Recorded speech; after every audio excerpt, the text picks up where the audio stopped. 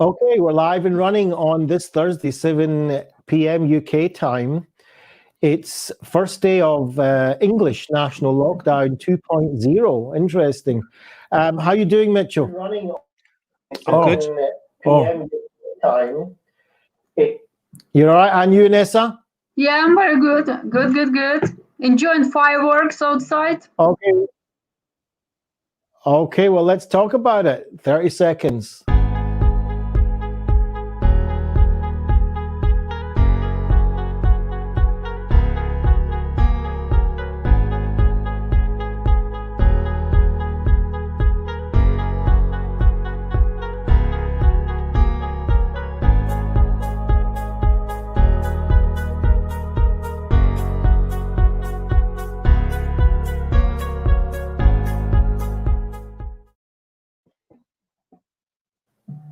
Hello, good evening. Okay, don't know what happened. How you doing? Are you there? I'm good. How are you, Dove? Yeah, I'm champion. It's I'm not long back from a long walk, and it was nice and fresh, and I'm boiling hot, even though I'm wearing an Aran jumper. It's boiling.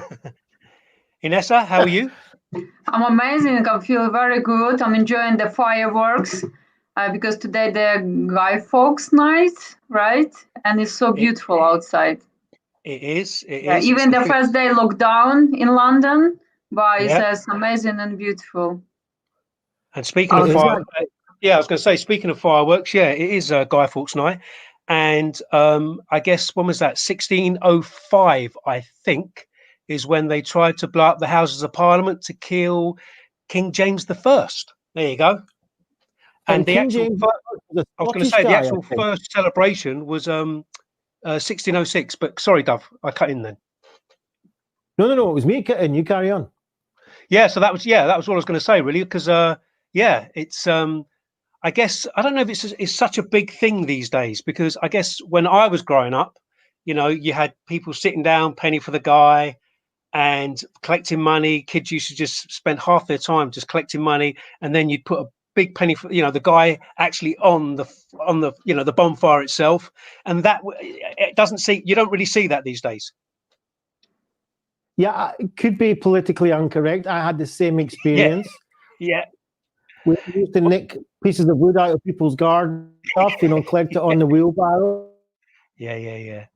Inessa, what about, is it this, from your experience? I mean, is it anything similar?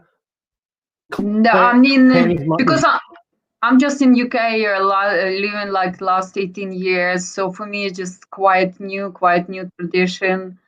Okay. So for me, it just is an association only with the fireworks. It's similar like New Year.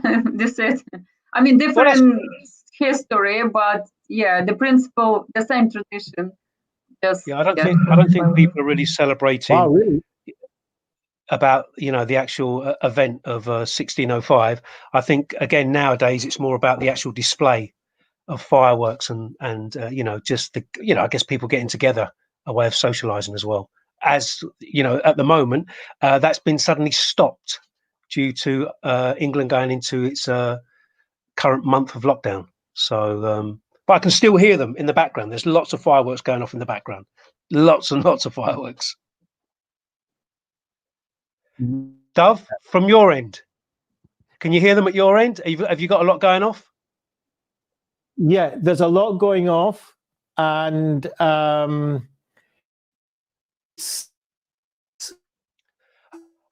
quick shout out to Julie. Hello, Julie. Thank you for joining us tonight. He's managed to join us tonight, so welcome, Julie. Maybe do you call it, Julie, firework night, bonfire night, or? But yeah, definitely I can hear them going off, and there's a lot of complaints I hear nowadays about fireworks, but maybe that's because they're too available. I don't know, maybe dogs and cats, I think, have always had problems with it, but it's been going on for, what did you say, 1605? So dogs and cats in the last 400 years. Yes. Yeah, 1605 I think was the actual when they tried to do it. Yeah, so it's been going on a long while. Yeah, and cats and dogs seem to have survived pretty well. I haven't heard of any dogs or cats. Well, you know, but in any case, I can understand it. But yeah, they tried to blow up the Houses of Parliament, and today the Parliament is you know, what do you think of that? Well, the thing is, they still do the searches because of it. Even though actually where the I think it was, I don't know, 36 or 26 barrels were placed, that doesn't exist anymore. But apparently the searches still happen to this day because of that event. Now, I never knew that. Apparently Wow. so. Apparently so. Unless the internet is incorrect. And they're not doing that. But that's to my knowledge. To my knowledge. Amazing. Well, I know I was in the House of Parliament once, not right in the main hall, but in what,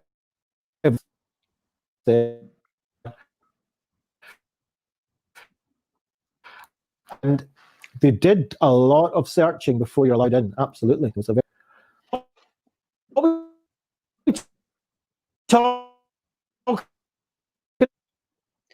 I'm definitely getting some really bad sound quality, Dove, on your end. When you're talking, I can't hear you at all. You just keep cutting out completely.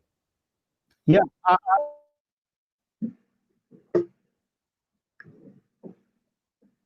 I think Dove lost network. Yeah, I think Dove has lost network. Okay, let's move on. So, Inessa, we was going to have a conversation tonight, and I was thinking about things and stuff, and then a little while ago, the word confidence appeared, and I just wondered what your thoughts and feelings were around confidence. Do you think confidence is necessary?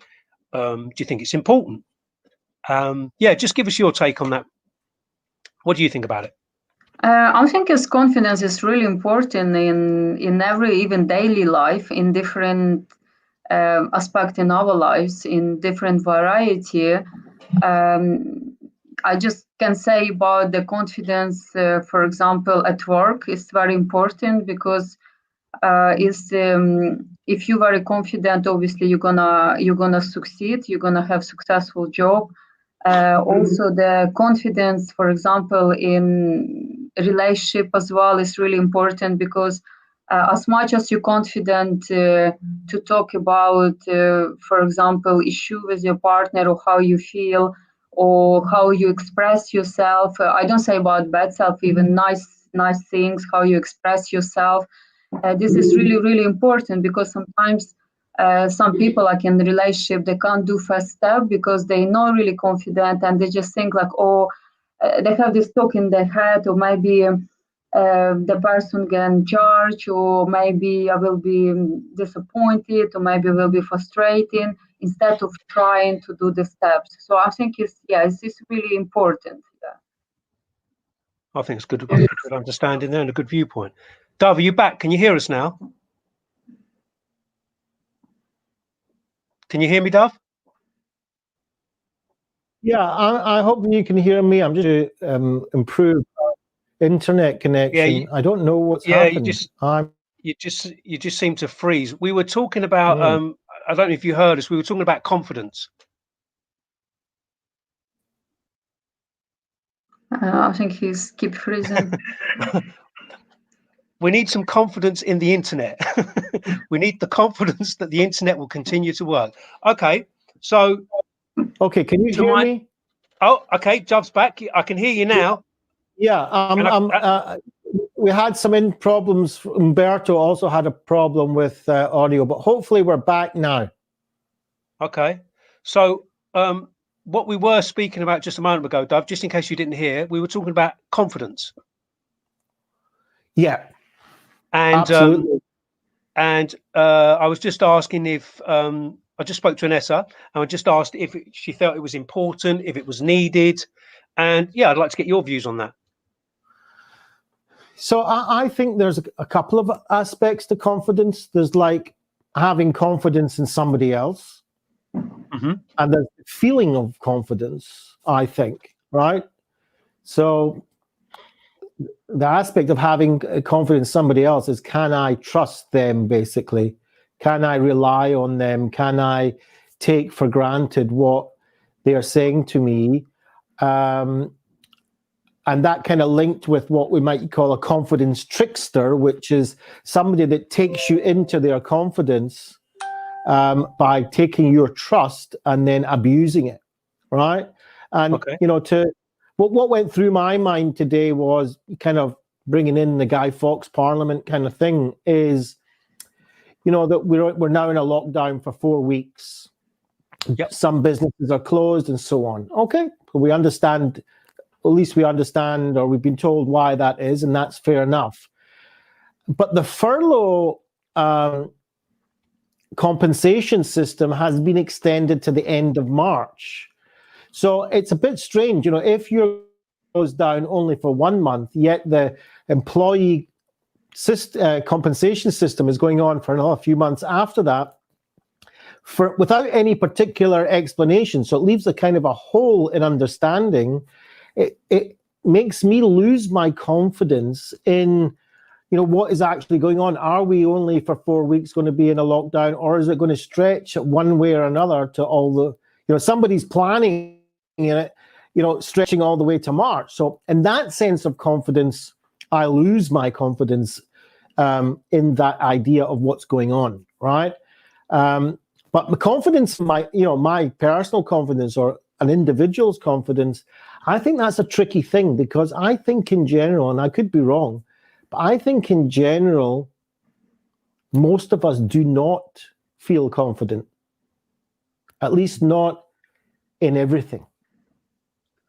No, I agree. But it's funny. I was just thinking as you were talking just then, the word confidence is a Latin word. Now, I don't know if I'm going to pronounce this right. Is it fidere, Fidere? And that actually means is trust, because you said about trusting confidence and stuff. So it just was quite, the fact that the word itself comes from a Latin word meaning trust, like trust thyself, trust in others. And I was just thinking, when you think about confidence, you ever watch a small child when they're first learning to walk, and they get up and they're very, very, they're a bit wobbly, and they take a step and then they fall over. Yet they always have the confidence to get back up again, even though they might fall over again, but they continue. Now, that's not something that they're taught. It's just that innate thing of, I'm going to get up and push forward. I think it's a lot of the time, as we become a bit older, we seem to have a lot more stuff getting in the way of certain aspects of confidence. But that's always intrigued me with children. I think our problem as adults is that we put too much emphasis on the word confidence, on the idea of it. A little kid at that age doesn't know confidence or not confidence. He just knows he wants to, for some reason, wants to walk. Doesn't care. Doesn't care what anyone says. Doesn't care, No. That's his point of view or her point of view. From the adult looking point of view, I think it's also interesting, because when they fall, nobody says, "Oh, you stupid little kid falling, you can't walk." They're like, "Oh my goodness, he's taking a step. Oh, that's fantastic." One step, he's fallen 100 steps, right? But yet when we're adults, we're like, "Oh my goodness, I can't make a mistake because the whole world will be against me." Little kid doesn't even care about that. So all of us, little kids want, I'll walk. Yeah. I just want to move on from that. So Inessa, I need to ask you something now. Now, I'm aware, I remember a period of time when you had an accident on a horse, and you'd injured your spine, fractured discs. It wasn't found straight away, because I remember this. And I remember you got sent home. Eventually, it was found that you had 2 fractured discs. Now, I also know that you'd entered the London Marathon. So my question is, I know you couldn't train.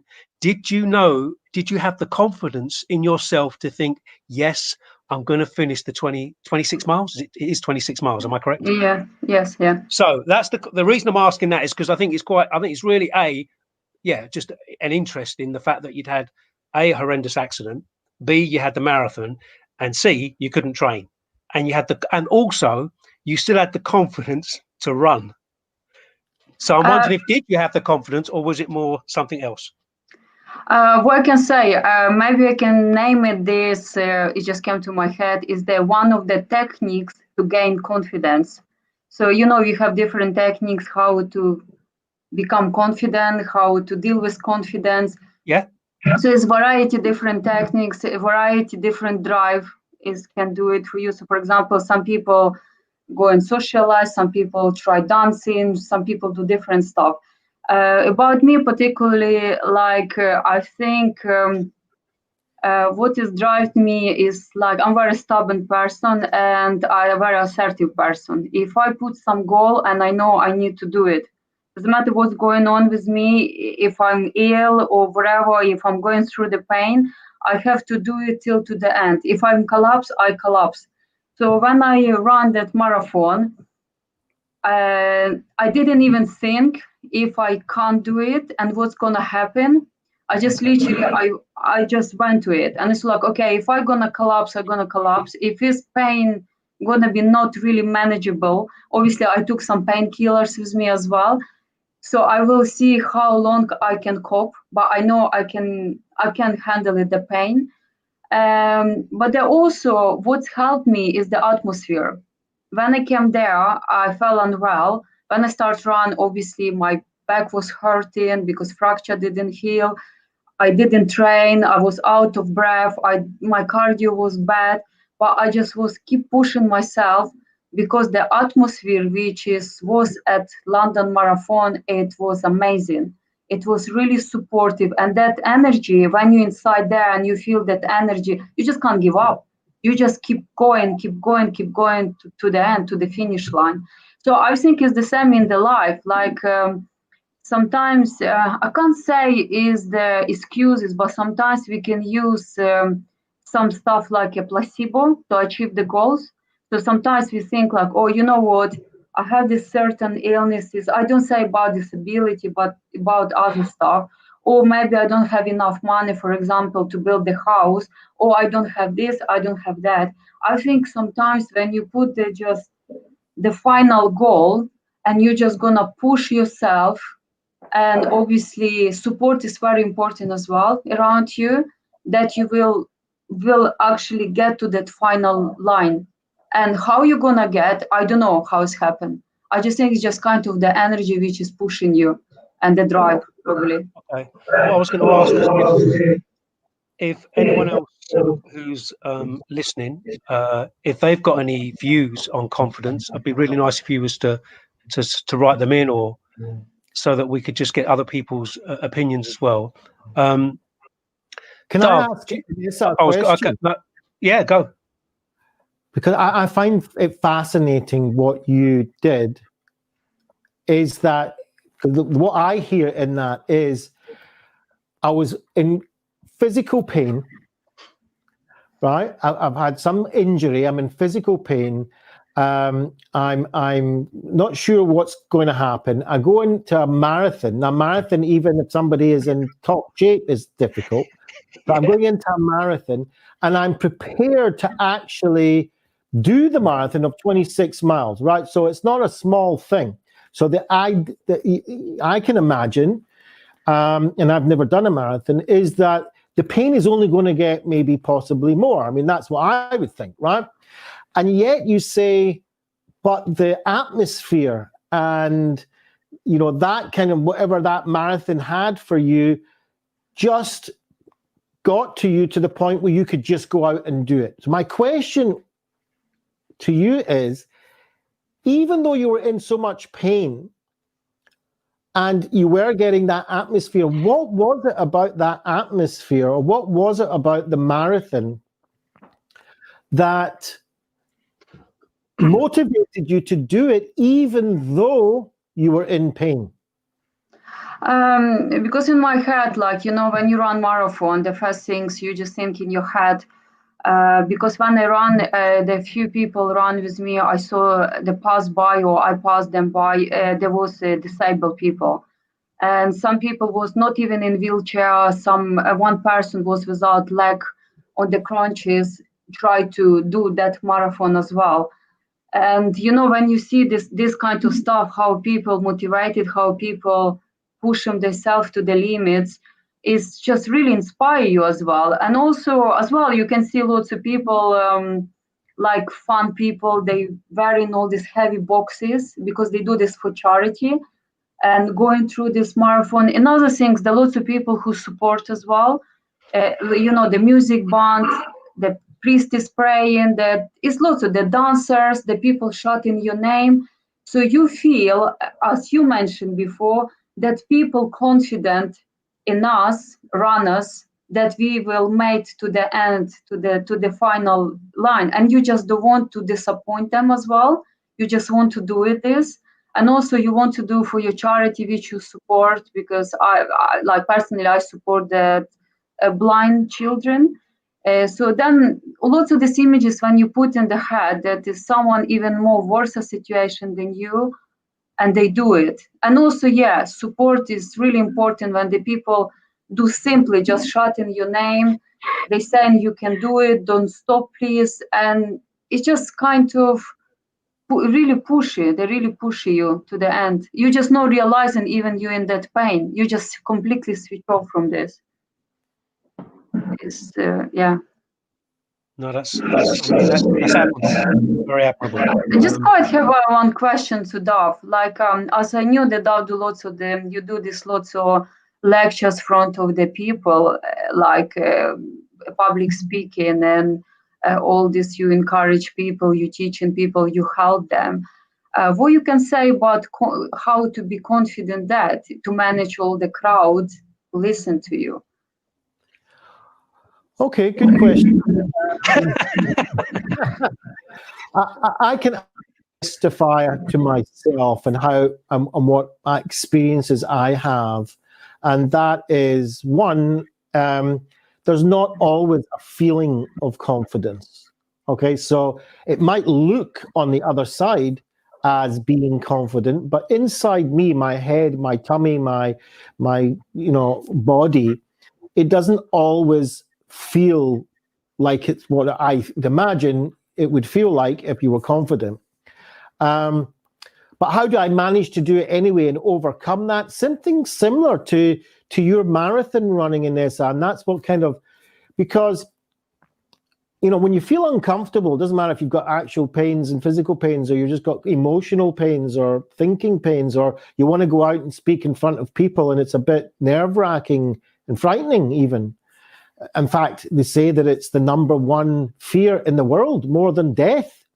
That's incredible.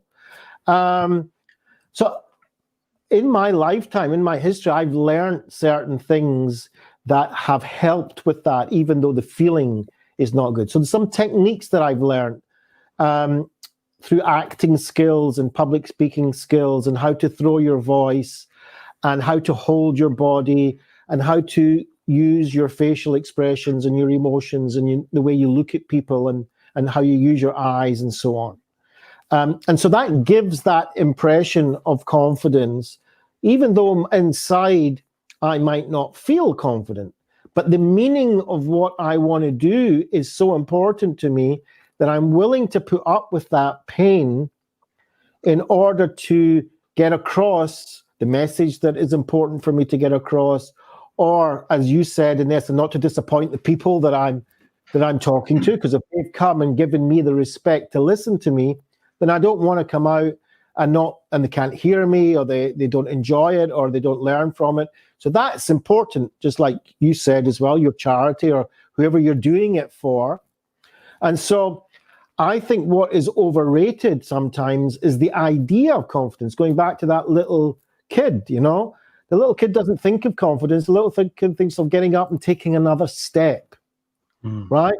And so that's what I want to teach, and that's what I want to actually practice is, I'm just taking another step. I'm just saying another word. I'm just saying another sentence.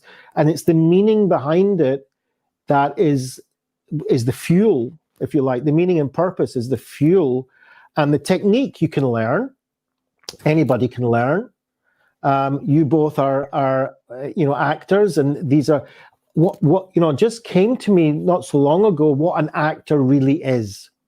I mean, I did a little bit of acting when I was younger, and to me, an actor was always a person who plays a part in a in a production. So it can be theater or television or whatever, right?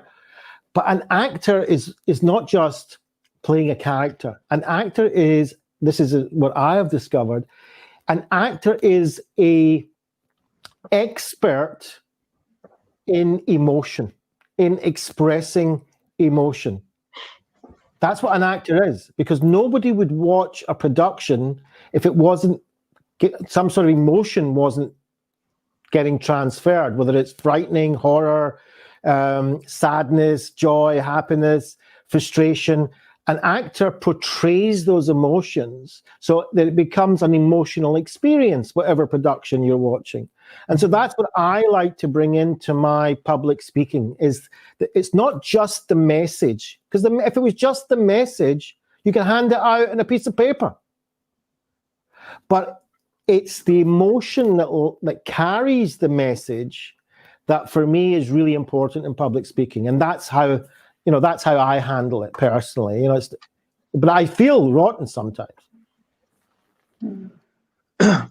No, I definitely agree with exactly what you just said there, especially with I've attended many an audition, and I'm a lot of the time what's going on the outside does not represent what's happening on the inside, because the anxiety, and even though I've done it many times before, I've gone to many auditions, I know exactly what to expect, but it still doesn't change the fact of, there's certain aspects of us as individuals, we don't have that control. It's just it's there. So these feelings and emotions come up, but I still have the confidence to know that even though I have these feelings, and sometimes they're uncomfortable, I have the confidence to know that I can still continue going, as you was to say, continue taking steps. Yeah. Or saying the lines. And I think we mix up the word confidence with the word competence. Yeah. I think what we're looking for is competence. Because if I say to you, if you said to me, I'm not very confident, I said, well, what does that mean? When you have your steak and chips or fish and chips in front of you, do you find a confidence problem in eating it or using your knife and fork? No, usually we don't, right? Because you're competent in doing that. You've done it many times. And when you go on stage and it's not representing the inside with the outside, you're competent enough to know that you can carry it on because you've done it again and again and again and again, and you're competent. And I think what people don't realize is competence comes from repetition and work, right? You might not feel competent the first time you do it, but after you've done it 100 times or 200 times or 300 times, you'd probably feel pretty competent, right? And then confidence has no issue here. That's my take. I was going to say that I always find it quite funny as well when someone says, oh, they're very confident.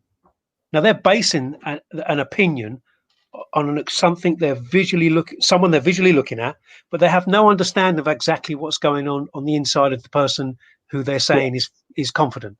So, when people turn around and use that. I think Inessa has expressed, I'll let out a little secret, has expressed now and then that she doesn't always feel confident.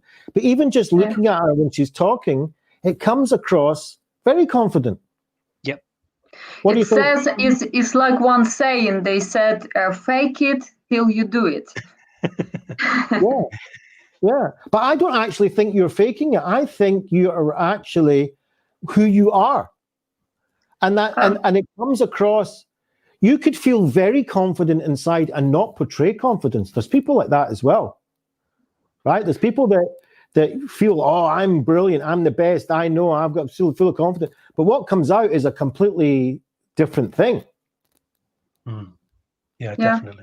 And I think it's very important for the people who are non-confident or in some particular aspect not confident. It's very important is support, because as you know, before I mentioned, I'm not confident talk on the camera because of my accent, my English, my grammar, etc. And because of you both support, you supported me, you said, no, you are okay, you're doing, this is you have to be you, just go and try it.